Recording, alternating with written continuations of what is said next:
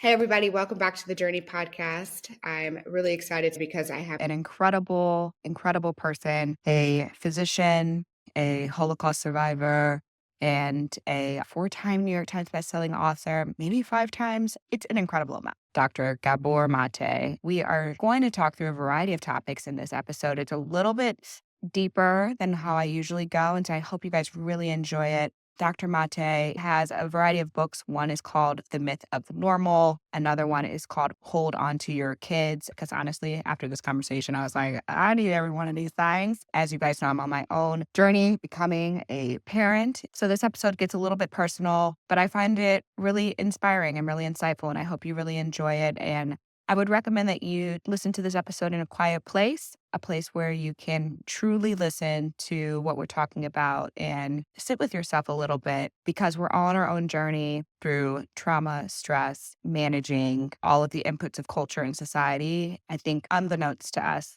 there is a toll that those things take. So I hope you enjoyed this episode, and I'll see you on the other side. Hey everyone, I'm Morgan DeBaun, a passionate entrepreneur and life advisor. With the Journey podcast, you'll discover that success isn't about the destination, it's about the journey. I'm sharing stories of amazing people who've taken control of their lives. Join me on my own journey to discover the secret sauce behind reaching success with permission from no one else. Welcome, Doctor, to the podcast. Thank you. So I want to just start off with a little bit on your journey. As we were just talking before the episode started, you are a Holocaust survivor and was born as an infant under occupancy. I was 2 months of age in Budapest when the Nazis occupied Hungary. So I spent my first year as a Jewish infant under the Nazi occupation. Wow. And you talk about that in your book. The book is entitled The Myth of Normal, Trauma, Illness, and Healing in a Toxic Culture. And the context in which I talk about it in the very first chapter is, I think it's rather relevant because it's all about how early experiences shape our reactions and personalities, sometimes for a lifetime. So I talk about an episode where I arrive home from a speaking trip here in Vancouver 8 years ago, where my wife is supposed to pick me up at the airport, and I get a text on arrival saying, I haven't left home yet, do you still want me to come? And I go into a rage. And when I get home, I don't even look at her. And this is after decades of marriage where I know that my wife is an artist, and when she's in her studio, she forgets that she's married. She's just in the creative flow of painting. So what was that withdrawal and that sullenness and that rage all about? But what happened was, it's a sense of rejection and abandonment. But I wasn't rejected and abandoned. She just didn't look at her clock in her studio, or she was engrossed in her painting. When I was 11 months of age, my mother gave me to a stranger in the street to save my life. Because literally I was dying. And she couldn't ensure my survival. And I didn't see her for 5 or 6 weeks. When I saw her again, I wouldn't even look at her. Wow. And that's what small babies do on separation. And it's kind of a defensive mechanism in the brain that says, you were so hurt when you were abandoned that you'll not make yourself so vulnerable again. Now, I don't recall that happening because the part of the brain that recalls isn't online at 11 months of age, but I remember it because there's a kind of memory called implicit memory, which doesn't have recall for the actual episode, but which carries the emotional imprint of those early experiences. So literally, my reaction to my wife 8 years ago at age 72 was that of an 11-month-old baby being abandoned by my mother. And so if you understand what I'm saying, what I'm talking about is that those early imprints, those traumas, can govern our behaviors for a lifetime until we work them out. And it's responsible for a lot of our behaviors and a lot of our problems. Throughout your journey learning that, how did you become aware of the connectivity and the correlation between those traumas and your reaction through adulthood? Well, look, I was a successful family doctor in my 40s. I was the head of the palliative care unit at a big hospital here. I had nothing but admiration and a good income, and I was unhappy. My marriage was struggling. My kids were nervous around me. And I had to start asking what's going on. And I know I'm talking to entrepreneurs. So here's the thing. in a sense, I was a medical entrepreneur. I mean, I didn't have a business or a product, but I was the product, Hmm. and I was a workaholic, and I drove myself really hard. Now, what was that all about? Hmm. When I entered medicine, I had the ideal of helping humanity, which is a legitimate goal. And also, I wanted to be in a profession where I had a reasonable income. And that's a Hmm. reasonable goal. But I didn't realize that driving me was something unconscious. And that was the need to prove my value. Now, why did I have a need to prove my value and to demonstrate my importance to the world? Is because the message I got is that I wasn't wanted. When your mother gives you to a stranger, or when your mother is unhappy and terrified because of what's going on in the world, you get the sense that you're not good enough and that you're not wanted. So if you're not wanted, and if you don't perceive subconsciously that you're important, then here's what you do. You become a workaholic and you keep trying to prove to yourself how important you are. And so that was the case with me. And so gradually I had to come to terms with what's driving me anyway, So I could have been a very fine physician, and I was a good physician, dedicated to my calling, but I Hmm. didn't have to be a workaholic. So the difference is this: there's a calling which calls you, and you can answer that call or not answer it. But being driven is something else. When you're driven, you're like a leaf in the wind, being driven by forces you don't even understand. And I see this a lot in the professional world. Maybe you understand personally what I'm talking about, that Hmm. there's that calling, which is the pure excitement of where you want to express yourself and contribute to the world. That's the calling. But then there's the being drivenness where you have to justify your existence and you have to keep going and going and going, no matter what the cost. And that is very common in our culture and is very hard on the children. Because when I'm a workaholic doctor, being driven by the need to justify my existence, that means I'm on call 24/7 and the That's most right. delivering babies or running to the emergency ward or looking after my office patients. What message do my kids get? No, I know the message. My father is a hematologist, oncologist, pediatric Sure. at Yeah, Vanderbilt. yeah, And I love my father. I'm a daddy's girl. But I know what message it sends because I was a child, when my dad was working in on call and crazy hours. Now he's way more balanced. I see him a couple times a week and, he's worked it out. But my mom and him say, she was a single mom for the yeah, first 10 yeah. years of our Wow. lives. My memories of my father really start at 10, 13 years old. Yeah. So basically, like my kids, you had an absent father in some sense. Yeah, he was providing, he was doing what he could, he did the best that he could. Yeah. Um, but yeah, So the message to the child is that they're not important. not And as this important. it's, and, Not and, as and, and, and yeah, so this is how we pass on our stuff. So Mhm, when you ask, how did I come to terms with all this? It took time and it's taken a lot of self work and therapy and self examination and mhm, reevaluating, and also having to deal with the fact that I was married to somebody who wasn't happy with the way I was living my life. right. Yeah. My parents' relationship is private, so I have no idea how my mom handled it. But I do know, I think more recently, especially as I've become a parent, there's been a lot more discussions with my parents about what they Yeah, did as parents. And yeah, there's times when they'll say something and tell me a story about, well, we did this when you were little. And, we were very intentional about this, which is why you are who you are today, independent, high achieving, etc. And I say, well, that's not exactly how I remember it. And that's yeah. not how I received it.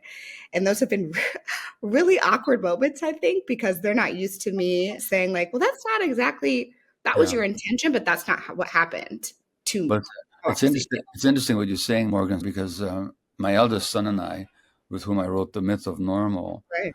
are now writing a new book together called Hello Again, a fresh start for parents and adult children.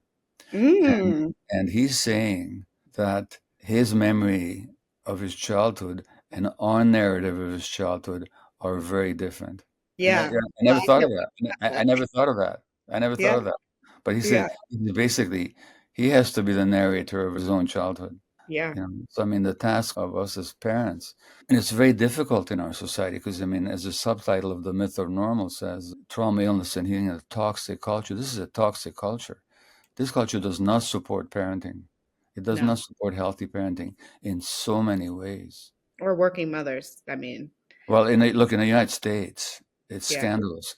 25% of women have to go back to work within 2 weeks of giving birth, Just terrible. which is a Terrible. massive abandonment of children, because the child can only experience it as an abandonment, because the child needs that mother. If you look at how human beings evolved, we evolved in small band hunter-gatherer groups, and we lived that way for millions of years until Mhm. very recently, which Mhm. means that mothers were always around other mothers and other parents, and Yeah. children were around parents the whole day, adults the whole day. So we grew up in communally with the child being parented by the whole community, and young Mhm. parents had lots of support. Mhm. So this whole idea of the nuclear family and people living in an isolated fashion, and then both parents having to go to work necessarily, and the child is with strangers the whole day, and the parents are stressed, It's and trying. Yeah. struggling. A lot of people. I mean, maybe audience being entrepreneurs, you're possibly better off than the average, but Not for a lot of necessarily. I think most no, the data would no. show most people are worse off, actually.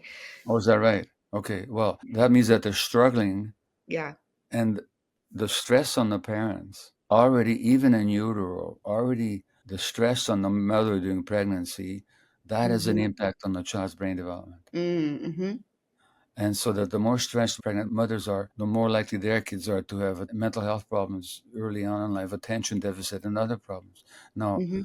because children absorb the stresses of their parents. And it's not a Yeah. question of blaming parents, but it's Yeah. saying that it's very hard to be a good parent in this culture. Yeah. Yeah, these are facts. I think the science is pretty clear and consistent about it. I've talked also about for Black women and Black Oh, maternal health as, I have all the resources in the world. I live down the street from Vanderbilt, and I was mm, very worried about preeclampsia because the data is really clear that regardless of income level, if you're a Black woman, you're more likely to have preterm labor. You're more likely for your child to have a low birth weight, just yeah. regardless of income, which is because of stress. This is the stress of racism, basically, is what it is. Mhm. And the physiological impacts are, as you say, scientifically completely beyond doubt, have been demonstrated. Mhm. There's a shocking fact in the United States that Black babies have a higher rate of dying at birth than Mhm. Caucasian babies, which rate is lowered if they're delivered by a Black physician. That's right. I So had a that, Black PGY and I worked very no, hard to find one. so Yeah. and as you say, it's regardless of income. And black men have a higher risk of blood pressure problems, and well, we could go on. But Yeah. the point is that our health, our physiology, is inseparable from our minds and our Mhm. emotional states, and our emotional states are inseparable from the social cultural context in which we live. So, for example, in Indigenous women in Canada, where I live, they have Mhm. 6 times the rate of rheumatoid arthritis Hmm. than others.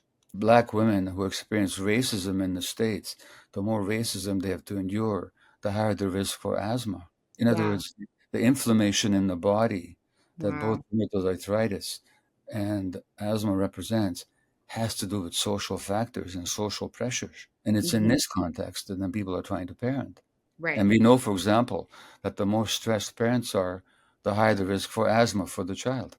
Wow. And so how do we, as parents, as people, well, I will say one, a lot of people are intentionally not becoming parents. I would say we've talked about that quite a bit on this Uh, podcast is the resources available, the choices that people are making. I talked about how I was borderline at one point on if I wanted to have children in this world. And I think part of that is because of the acknowledgement of the responsibility that parents have yeah. and the mothers have. These are mostly women. Well, I'm sure there's men that are choosing to be childless, but the people who I'm talking to oftentimes are women making this choice. And there's a consciousness that I don't know that was there previously around all of these choices that we have to make. And it is a choice, like it is a responsibility to raise good human beings and to do your best. And so I'm curious for someone who's a high achiever, I own my business, so I work a lot, but I also have the privilege of 10 years in where I have a little bit more flexibility than a normal 9 to 5. I work from home, I have in-home childcare, and yet I'm still struggling with attachment. So for example, next week is the first week that I'm going to spend a night away from the baby. So I'm flying to California and I leave at 7 o'clock in the morning. He'll sleep alone. Well, he'll sleep with his father and, in his house, but Yeah, yeah. without me. And then I take a flight back the next morning, to get back by mid afternoon. But I'm like so anxious about it. I understand. And I just have this fear of him waking up and looking around for me and I'm not there. Yeah, and he's going to be distressed by that. And Right. the saving grace is, so what the child needs is attachment. The child's brain is wired for attachment. Attachment meaning being close to somebody for the sake of being taken care of. That's Mhm. the physical need of the infant, obviously, but it's also a deep emotional need. Mhm. And the biggest failure of this culture is to provide for children's attachment needs. Mhm. Again, how we evolved as human beings was children were ensconced in a network of attachments, not just to mom and dad, but to uncles and aunts and grandparents and so on. And, in the context of the clan and the tribe. And Mhm. there's the African saying, it takes a village to raise a child. That's what they're talking about. Absolutely. So it Yep. takes a now. If your child has a safe attachment relationship with his father, Mhm. then if you're not there for one night, that's quite tolerable because the Mhm. child has another, Mhm. adult to attach to and to feel safe with. Mhm. If that Mhm. wasn't the case, the shock to him would be far greater. Yeah, So I don't know if you're breastfeeding or not, but if I you am. are, Mhm. yeah, he's Exclusively. gonna, you know. So I It's would gonna be a say, struggle. It's gonna be a struggle. His father was actually originally coming with me, and then as I was reading more about it, we decided, it's no, best for you to stay home. Yeah. you made the absolutely the right decision. That child needs a secure, already established attachment figure. Yeah. Mhm. And that's what we talk about in the book that just being republished, Hold On to Your Kids, why Yeah. parents need to matter more than peers, is that Right. in this culture, children lose their attachment to their parents because they don't see them the whole day Mhm. and they're lost. And so that their brains say, well, the parents are not here. Who should I attach to? They attach to the peer groups. Mhm. And then we promote this with play dates and all this kind of stuff. And so Mhm. basically, gradually but very inexorably, children's attachment needs are transferred from adults to each other. And now Mhm. the game is lost because now you have Mhm. immature creatures influencing each other when they should be under the influence of the parents. Now, again, in the clan, there'd be the grandparents around. That's right. There'd be the uncles and the aunts. There'd be a whole web of adult attachments. Mhm. So this culture doesn't understand attachment. We've lost the plot, and Mhm. so much of the parenting advice that people get run counter to the child's attachment needs. Like you mentioned, the letting them sleeping it out. Yeah, the cry No, it out method. Mhm. no, you tell a mother cat to ignore the baby's cries. Hmm. Or try and Mm-mm. tell a mother orangutan to ignore the baby's distress, you know? You Mhm. find out what mother rage is really all about. That's right. And so I understand the impulse to train the baby to sleep by not picking them up because the parents have to go to work in the morning and they don't have the support of the clan and the tribe. Here, I'll take the baby. I'll hold the baby for you Right. you know Right. so in the absence of that, parents think, okay, I have to just basically ignore this kid till they go back to sleep so they learn not. But what's the message to the child is that their emotions don't matter and Mm. that they're not cared about. Those implicit messages, those emotional imprints, are Mhm. ingrained in the child. And Well, so, how do I you mean, if your partner, if your spouse was Mhm. distressed and asking for your help as an adult, would you ignore them? No. Well, why do we ignore the baby's distress? Here's the thing, it's a bit complex, but attachment is this powerful dynamic to keep us close to each other. Human beings Mhm. need that, especially immature creatures need that, but we need it throughout the lifetime. We need friends, we need companions, we need people around us. Mhm. Now, there's different ways of attaching. Like, you're not going to see your husband for a night when you go traveling. Mhm. But that's not going to interfere with your relationship because you love each other and you can hold that love in your heart. Babies Mhm. can't do that. Right. The only way babies attach is physically by Mhm. hearing you, seeing you, smelling you, touching you. Mhm. So that when the baby wants to be picked up at night, it's not just to be fed, Mm-mm. it's actually they need that contact. Yeah. Now, you imagine in an adult relationship, what would happen if you consistently ignore the other person's needs? And Yeah. that adult Yeah. is not as dependent on you or as the baby, because for the baby, we are the world. So when Mhm. we, the parents, don't pick up that baby, it's the world is ignoring the baby. That's what the Mm. baby experiences. That has an impact on their brains. As a physician, I can tell you that. Or the advice about timeouts, that if you don't behave well, time out. What's the message? The message to the child is, see, children have these emotions. We're wired for emotions. Mhm. We're wired for anger. We're wired for love. We're wired for playfulness, for curiosity, for fear. Not just we are wired for these, all mammals are wired for them. We share that with other mammals. One of the needs of the child is to be able to experience all their emotions and to be able to express them and to Mm-hmm. have those needs validated and understood by the adults. That's Now, right. if an angry child is told, you can't be with me when you're angry, time out. Mm-hmm. The message to the child is, if I'm myself, I'm rejected. So in Mm-hmm. order to be accepted, I have to suppress myself, Mm-hmm. which is a major source of pathology. And Mm-hmm. in this culture, this is what we tell parents all the time, is to ignore the child's attachment needs. Mm-hmm. And we're saying in this book, to hold on to your kids, or in my book, The Myth of Normal, is that the attachment dynamic is sacred. It's the most important thing there is. It's more Mm-hmm. important than anything else.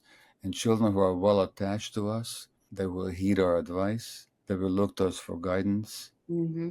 they will be our disciples, so we don't have to discipline them, they'll follow us. Mm-hmm. But if we undermine or ignore or don't understand the value, appreciate the attachment relationship, parenting becomes so much more difficult and so much more complicated, so much more alienating, unsatisfactory, and less effective. And Mm-hmm. this culture undermines the attachment relationship, and so much of the parenting advice is then designed to control the child's behavior rather than to deepen the attachment relationship. That's right. So I'm curious for those who might be listening where their child's already 5. Yeah, And so they've already gone through some of these things. Maybe they sleep trained their child at 6 months old or 4 months old. I have a girlfriend who told me she sleep trained her child at like 6 weeks old. And I said, wow, that's intense. But she's got 3 kids. And I'm like, I get it. Like, I get it. I get it too. you know, and I can just hear the question of like, okay, well, like, that's nice, but I do live in America.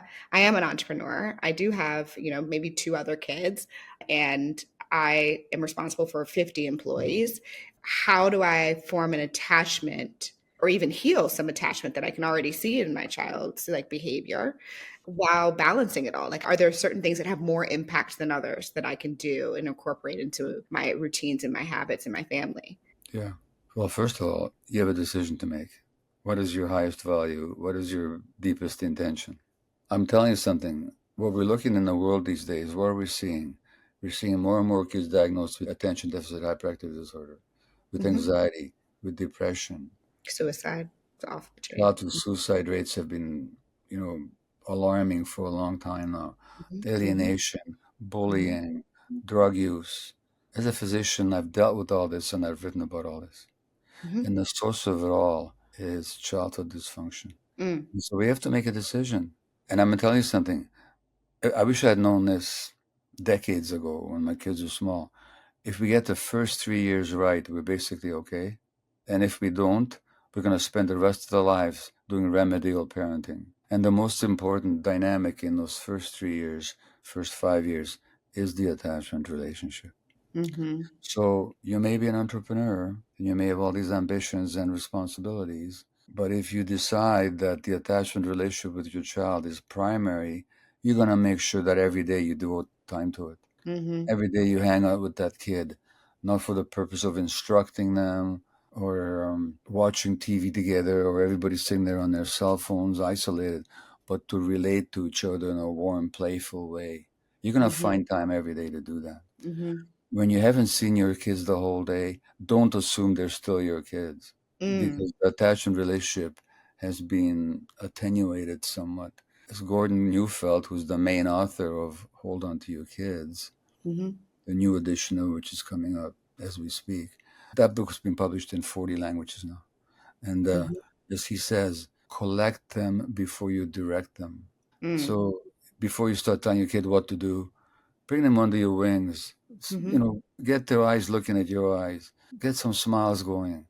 Hug Mm. them, hold them, play with them. Then take care Yeah. of business, Yes. That's so that every day we have to hold that attachment relationship supreme and make sure that we water that plant every day. That's the right. first Hmm. thing. Hmm. The second thing is minimize technology. These things are designed to be addictive to the kid brain. That's And right. there have been brain scans that show the impact of digital media on kids' brains.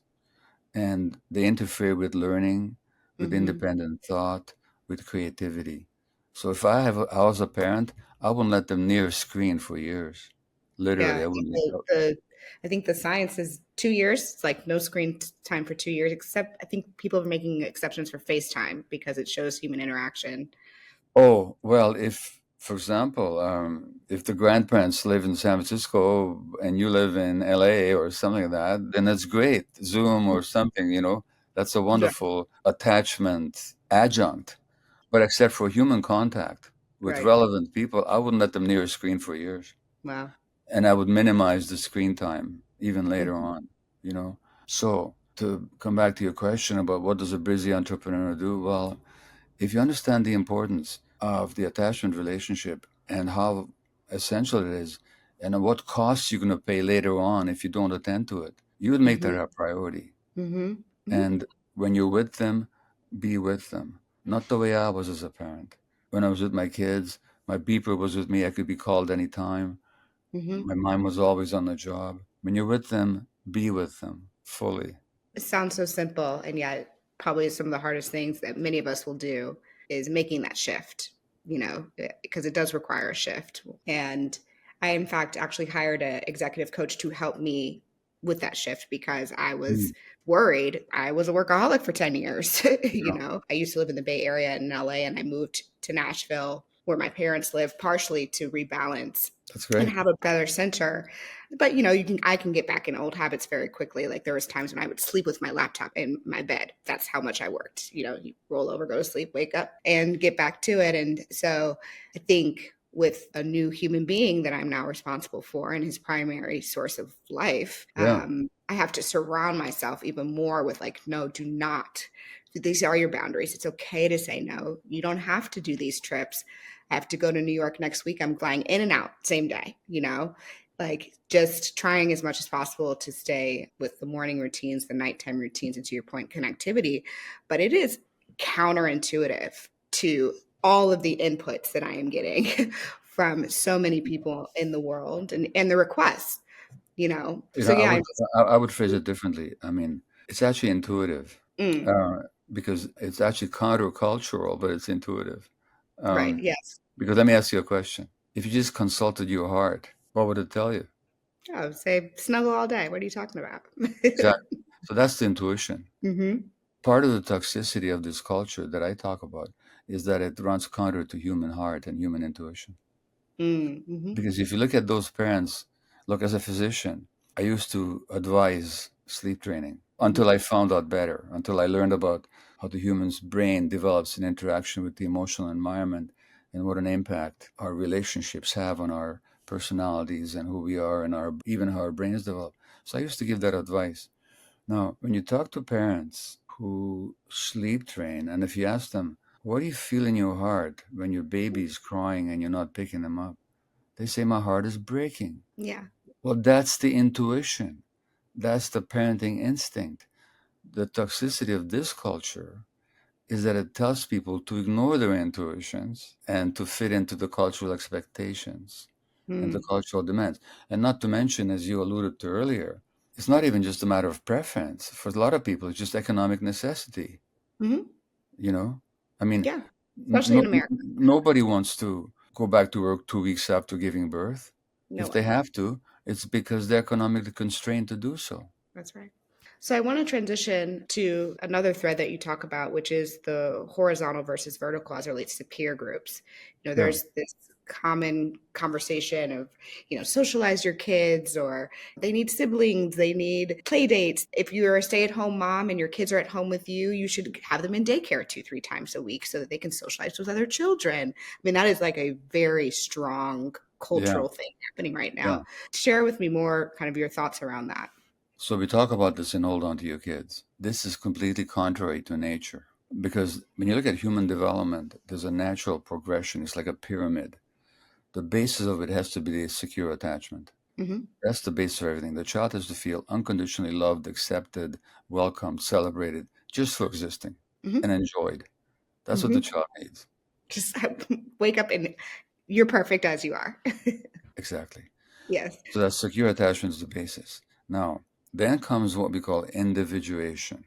Individuation is when the child becomes their own person. Mhm. and they have their own preferences, their sense of themselves as separate from the parent.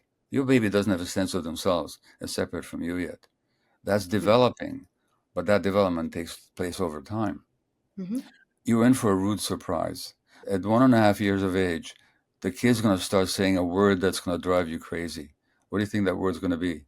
No. No. Yeah. Put your Yeah. shoes on. No. Dinner time. No. Yeah. Now, that's nature's way of making sure that the child develops their own personality. Mm. And they first, before they learn how to say yes meaningfully, they have to Mm. learn how to say no. Mhm. Now, we can take that personally and try and crush it and break it down, in which Mm. case we're asking for trouble, or we Mhm. can work with it creatively, in which case we're helping the child develop.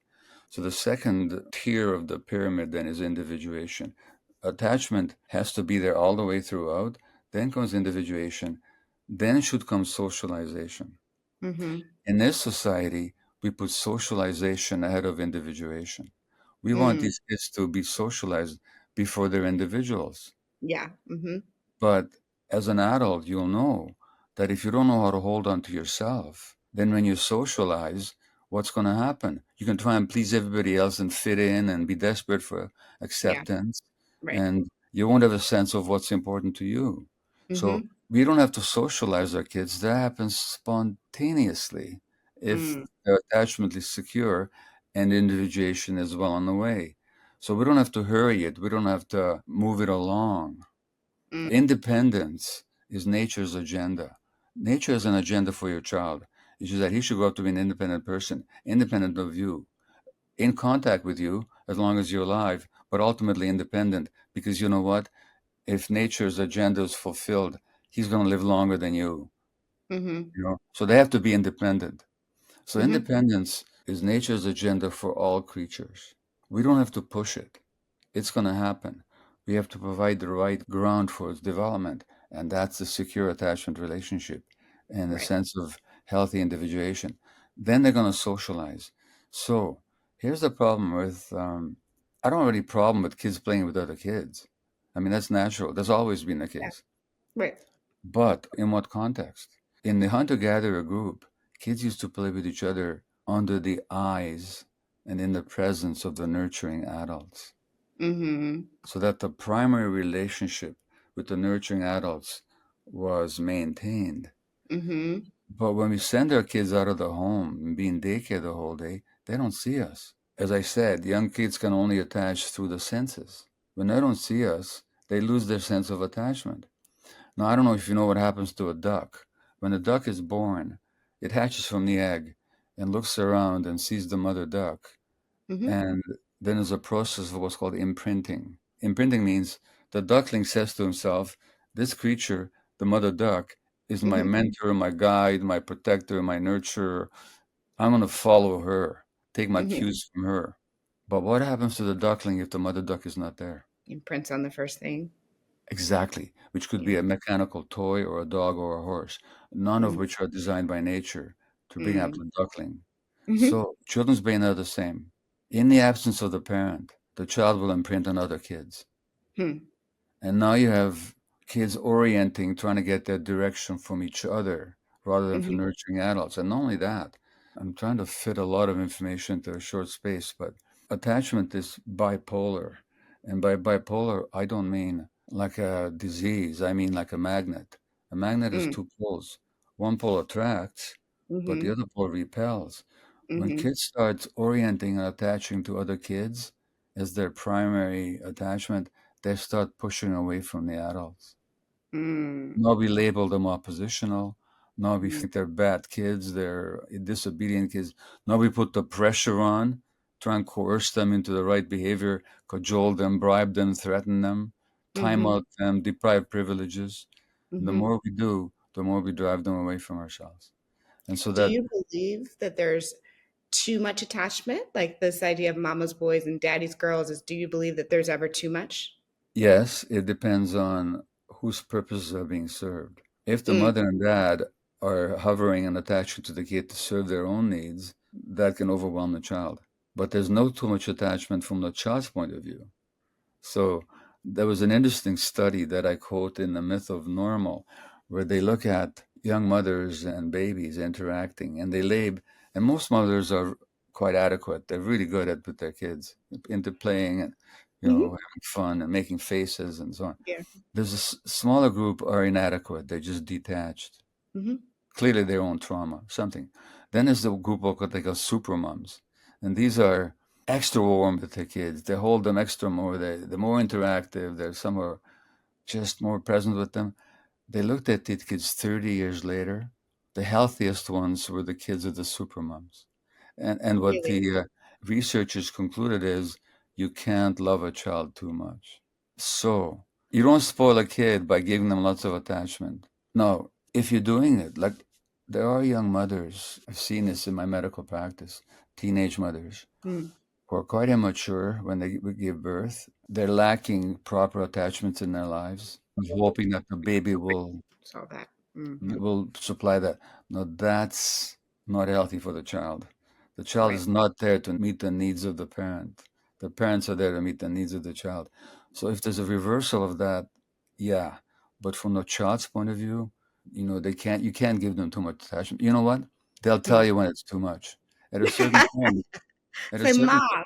yeah, they're enough, and they'll say, "I want to do this by myself," and Yeah. so you can take your cues from the child, not to worry about it beforehand. Yeah. I mean, I always tell people during these podcasts, I'm like, they're very selfish in nature because the topic always winds up morphing into something that I also need to hear. And Mm. so I really appreciate you sharing these things. I want to shift gears to Hmm. psychedelics because it's something that I've been very curious about and it's becoming more and more prevalent in terms of cultural conversations. Steve Jobs famously was Yeah. someone who used psychedelics. And I think many people who listen to this podcast have studied Steve Jobs, and many other entrepreneurs have also been very vocal about it. Talk to me about your research and your perspective on how psychedelics can play a role in our understanding of selves and also just our mindsets. Well, let me just say, first of all, that genius and creative, unique that he was, I wouldn't want to hold up Steve Jobs as a model for anybody. He had a very traumatic childhood, Mm-hmm. and that traumatic childhood affected his whole life and Mm-hmm. how he worked. And from my point of view, it also contributed to his death, his Mm-hmm. cancer. That's a whole other subject I write about in some of my books, but so we can respect somebody and learn from them, but let's not just take it on wholesale. I Okay. agree with you. Okay. Yeah. I mean, all the stories that I've read is that he was a very difficult, challenging person, had a challenging life. So, yes, He agree. was somebody who had not worked out his traumas, severe childhood traumas. Now, psychedelics. So I became interested in psychedelics 14 years ago now. My book on addiction was published. It's called In the Realm of Hungry Ghosts. Mm-hmm. And I used to work with North America's most concentrated area of drug use here in the downtown east side of Vancouver, British Columbia. Mm-hmm. People hooked on heroin, crystal meth, coke, everything you can name. These people are all deeply traumatized. And my view is that addiction, whether it's work, in my case, or shopping or eating or drugs, is an attempt to deal with the pain of trauma. Mm-hmm. So it's in that context that after I published that book, In the Realm of Hungry Ghosts, people kept asking me, what can you tell us about psychedelics and the healing of addiction? And I said, nothing, because nobody in medical school talked about that stuff. Mm-hmm. Until finally, the questions became so insistent that I thought maybe I should find out. Mm. And then I began to work with psychedelics. Mm-hmm. First of all, ayahuasca, which is a Brazilian, or I should say Amazonian plant. Mm-hmm. And then, MDMA, mushrooms, and so on. And as you're aware, in the last 20 years or so, there's been a huge resurgence of research in the potential healing capacities of psychedelics. Mm-hmm. And so in my new book, The Myth of Normal, there's a chapter dedicated to psychedelics. Mm-hmm. And that's because I've come to the conclusion that potentially they can be very powerful healing agents in the right context, Mm-hmm. under the right guidance, with the right intention.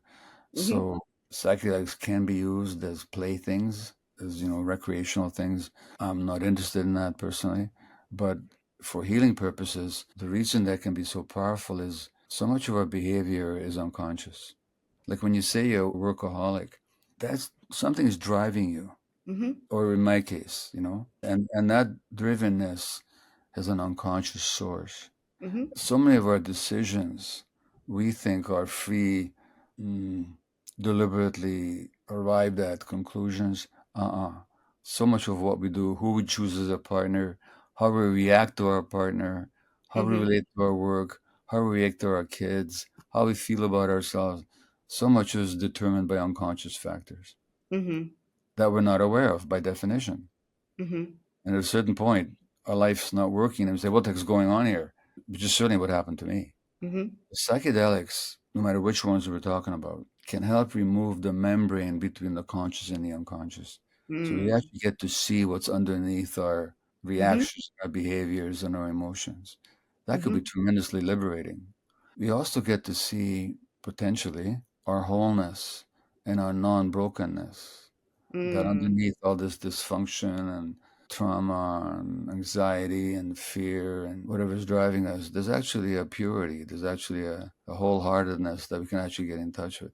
So Mm-hmm. we get to see both the fears, terrors, rages, anxieties that drive us unconsciously, but we get to see that underneath it all, there's Mm. something really good and solid and permanent. Not permanent, but enduring. Nothing is permanent. So there's been a lot of research on MDMA dealing with post-traumatic stress disorder. There's an African plant. The New York Times had an article about it just a week before we speak now, called Mm. iboga or ibogaine, I which haven't is read that well, it's got a unique quality, and I've seen it. And one. as a Mm-hmm. former addiction physician, this frustrates the heck out of me. Mm. Iboga, which comes from Gabon in Africa, you know Mm-hmm. what it can do? You can take a heroin addict who's been using shooting heroin for 20 years. You give them Iboga, and after one night, they don't have any withdrawal symptoms. I know you're looking at me like I'm nuts. Uh, Yes, I am. don't take my word for it. It's been studied. It's being used right now in a number of places in the world, including just south of San Diego and Mexico, because it's Yeah. illegal Yeah. in the States. And I've seen it myself. Now, Mm. is that 100%? No. Let's say it's only 60%. That makes it 10 times better than it. No, that doesn't mean that the work of addiction healing is over because, as I said, Mm-hmm. driving that addiction is some kind of a pain, Mm-hmm. some kind of a trauma. Mm-hmm. But at least you're not using anymore. Now you can work on your trauma. That's right. And the psychedelics, whether it's ayahuasca, MDMA, mushrooms, peyote, Mm-hmm. iboga, they can really help to work through the trauma in the right context, with the right leadership, with the right guidance. I have to really emphasize that. And when you say right leadership guidance, I just want to be more explicit for those who don't know what we're talking about. There are retreats, there are guides that you can do this with. You don't need to just like go buy mushrooms off the street and take them. That's not what we're talking about here. If you're talking about serious healing, I don't recommend doing this on your own. I mean, Mm-hmm. people have, people have trips and mushrooms, but if you're looking for healing, I'd look at trained healers. In the case of peyote or ayahuasca, I'd look for people who are shamans who are deeply trained in that tradition, a tradition that goes back hundreds and hundreds of years. Uh, Mm-hmm. in the case of MDMA, a lot of therapists are training now to work with MDMA, and actually And you have the to do this outside of the United States, I assume, for it to be no, legal. no. In the U.S. now, Okay. your health authorities are fast tracking MDMA now to be Oh, used wow. for PTSD because the medical PTSD treatments are so ineffective, and the Mm. need is so great, Mm. and the results are so good that these studies that are being done legally now with MDMA are really being fast tracked now in the U.S. and Canada and elsewhere. So a lot of people are training in psychedelic therapy now. So there's a huge potential there now. Do I think Mm-hmm. they're the panacea? No, they're not. They're not for everybody. Nothing is for everybody. Mm-hmm. And access will be a problem because they're expensive, Yeah. as always. But is there potential there? There's a huge potential there. And then again, in the myth of normal, I talk about my own experience with psychedelics and what I've seen as a clinician. And on the whole, it's positive as long as we're careful. Mm-hmm. Well, I appreciate you sharing that. I have been exploring how I wanted to try it out, but still researching and everything. So, Well, you can very, reach out to me privately if you want some more specific advice. yeah, I go to Costa Rica often, like a month out of the year. Okay, Um, well, in Costa Rica, I can give you a yeah. good place in Costa Rica to go to. A place called Soltara, Soltara, and Mm-hmm. they use traditional shamans from South America. Mm-hmm. I don't have a financial relationship with them, just to let you know. but I do send people there on scholarship because they do such a good job. In Peru, there's a place called the Temple of the Way of Light. I recommend that as well for ayahuasca. So Oh, those are, they're not the only two places, but they're two places that I know. And mhm. certainly Solterra in Costa Rica, it's a beautiful place. I sent somebody there on a scholarship just last week. I just heard back from them, a woman with breast cancer, actually. And her life is totally changed. That's really awesome. We didn't even get to like half the things I had on my short list, but this has just been for me just a really special, hour with you. And I appreciate your time. I appreciate your work, and I have some ordering to do on Amazon for myself and my partner. Mm. And so, how can others connect with you, with your work, with your new additions, and of course your social as well? So on Instagram, I think it's Gabor Maté, MD. My website is Dr. Gabor Maté, www.drgabormaté. Literally dozens of my talks have been uploaded on YouTube, so you can watch them on psychedelics, on trauma, on child development, on addictions, on current issues in Palestine, Israel. A lot of my talks are on there. I've written 5 books published in 40 languages now, bestsellers all over the world. The one that's been a focus of this conversation is Hold On to Your Kids, Why Parents Need to Matter More Than Peers. It's got a new edition coming up in early April. I'm not the main author, by the way. That's a brilliant psychologist friend of mine, Gordon Neufeld, but I'm totally aligned with his work. And the other book of mine that I mentioned is called The Myth of Normal, Trauma, Illness, and Healing in a Toxic Culture. I have 3 other books. I'm not going to mention them now, but you can find them easily. They're out there, and my work is hard to miss. I look forward to also reading all of those and your future book, reading that with my dad. So, Yeah, my son and I are writing a book called Hello Again, A Fresh Start for Parents and Adult Children. And you know why? Because we've had our own stuff to work out. yeah, that's awesome. Well, thank you for your time. Thanks for listening to the Journey podcast. If you enjoyed this episode, make sure you leave a review and head to our Instagram and YouTube to leave a comment. I look forward to hearing how this podcast has made an impact on your own journey.